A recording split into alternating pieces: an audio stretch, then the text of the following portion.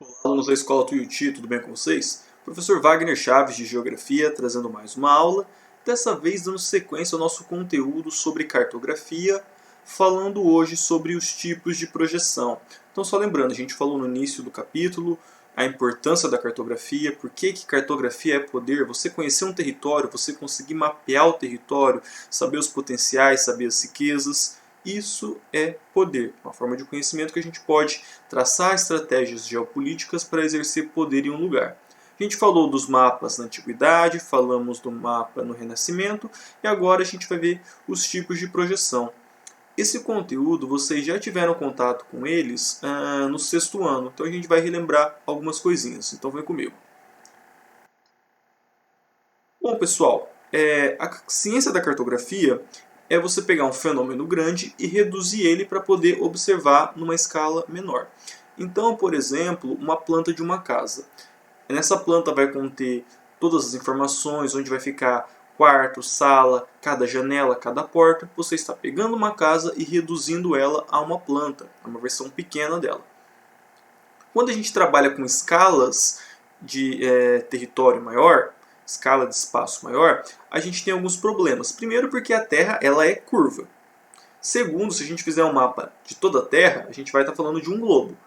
Então, a dificuldade é pegar uma figura 3D, a Terra toda, transformar ela numa figura 2D, num papel. Para isso, a gente vai usar projeções. Cada projeção é adotada para uma coisa que você quer representar na Terra. Terra inteira, um tipo de projeção.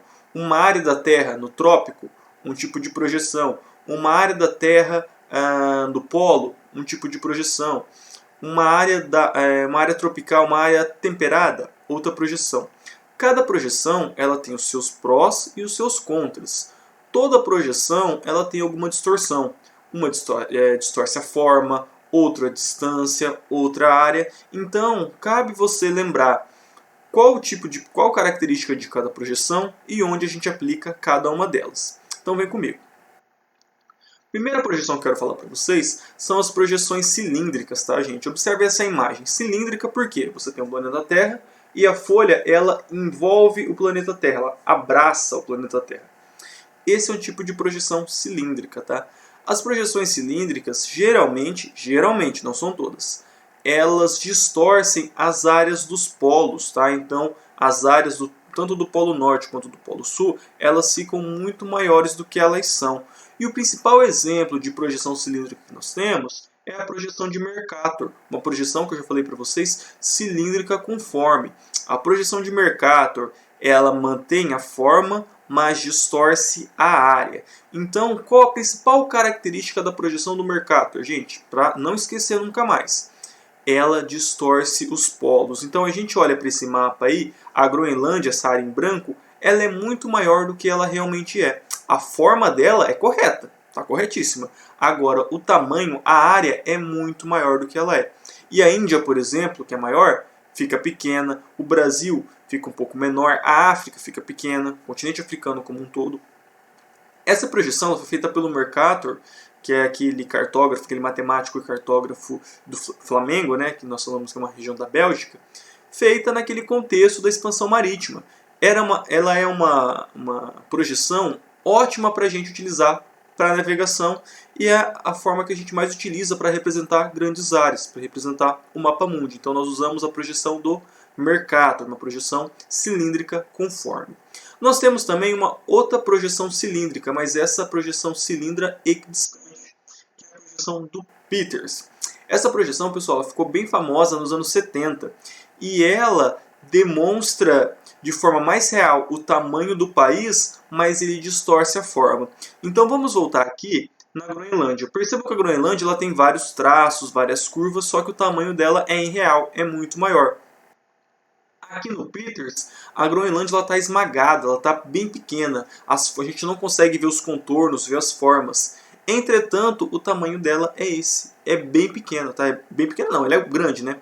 Mas em comparação à África ou ao Brasil, ela é bem menor. Então a projeção de Peters, ele mantém o tamanho, mas distorce as formas. É ao contrário da projeção do Mercator, tá? E essa projeção, pessoal, gera até um embate geopolítico em torno das projeções de Mercator e de Peters. Por quê? Muitas pessoas falam que essa projeção aqui é uma projeção eurocêntrica, porque ela valoriza os países da Europa, os países do norte, né? Europa, Estados Unidos e Canadá, e deixa os países mais pobres, chamados países do sul, menores. Tá? E essa daqui não. Ela demonstra qual o real tamanho de cada país. Então, se vocês observarem ali o caso da Groenlândia, o caso das ilhas ali do Pacífico, da Indonésia, que são muito maiores do que estão mostradas aqui no mapa de Mercator. Tá? Então, aqui nós temos um embate geopolítico que a gente vai ver mais para frente. Tá? Mas essa é a projeção de Peters. Nós temos também projeção azimutal, pessoal. Azimutal é uma projeção, a principal é a azimutal polar, que é essa que vocês estão vendo aí, do Polo Sul. Entretanto, a azimutal do Polo Norte é aquele emblema da ONU. Então, se vocês tiverem curiosidade, dá uma procuradinha no Google, como que é o emblema da ONU. Vocês vão ver que é uma projeção azimutal do Polo Norte. E ela é utilizada para projeção de pequenas áreas. Então, observe aí, nós temos o globo, nós colocamos a folha onde nós vamos mapear. A gente não dá aquela volta igual a projeção cilíndrica, não. A gente só coloca a folha onde a gente vai mapear. Então, ela é muito utilizada quando você vai mapear pequenas áreas. Por exemplo, só o Brasil, dá para você utilizar uma projeção azimutal, sem ter que usar aquela projeção cilíndrica que vai distorcer toda uma área. Tá bom? Áreas continentais, por exemplo, a Europa, você consegue usar a projeção azimutal para mapear ela. Nós temos também a projeção cônica. Essa não traz no livro de vocês, eu que estou trazendo. Tá? Projeção cônica, pessoal, ela é toda engraçada, porque é o planeta Terra, você faz um cone com um papel e coloca nele. Né? Esse tipo de mapa, esse tipo de projeção é utilizado para as médias latitudes, nas áreas temperadas. Tá? Então, áreas, por exemplo, da Europa, da América do Norte, nos Estados Unidos, eles usam muitos mapas com projeção cônica. A gente não usa aqui porque a única área temperada que nós temos no Brasil, Paraná, Rio Grande do Sul e Santa Catarina, não é muito utilizado. Agora, Canadá, Estados Unidos e na Europa, eles utilizam muito esse tipo de projeção cônica, tá? Porque atende às demandas dele, áreas temperadas, beleza? E por fim, pessoal, a anamorfose, que é um mapa, ele não é nem fiel à proporção, nem à forma, nem à área, nem à distância. Ele é um mapa para representar algum dado. Eles são mapas bem diferentes. Eu trouxe aqui um modelo para vocês verem. Tá? Esse, pessoal, é um mapa de população. Vocês conseguem identificar alguns países aí? Então, primeiro, aqui na Ásia, esse gigante azul e esse gigante verde. China e Índia, as duas maiores populações do mundo. Então, o que esse mapa está falando?